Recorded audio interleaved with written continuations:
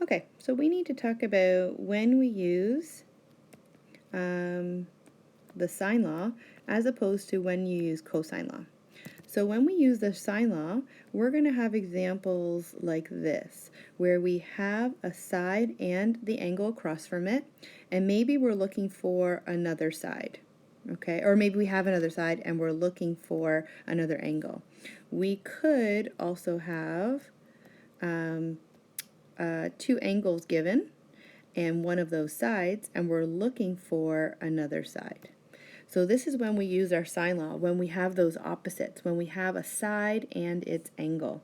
So we're going to say two sides and one opposite angle. It's important that we say that the angle is opposite to one of the sides. So one opposite angle.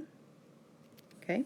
Over here we have two angles and one opposite side, because if we have an opposite side, then we know that it's right across from the given angle. Okay, so that's when we use our sine law. So when to use cosine law. Okay, we have two examples then. This one's kind of easier. This one is when we have all three sides given.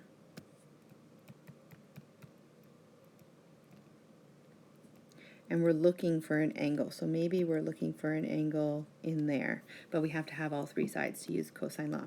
The other situation for cosine law is when we have what we call side, angle, side, all right beside each other. See how they're all kind of stuck in the corner there? Okay, so we like to write it like this. We have side, angle, side. We'll say two sides, and one, we're going to call it a contained angle. So that angle has to be between the two sides, so it's contained between the two given sides. It's not across from, because if it's across from, then it's opposite, and that brings us back to sine law. So that's when we're going to use our sine law and when we're going to use our cosine law.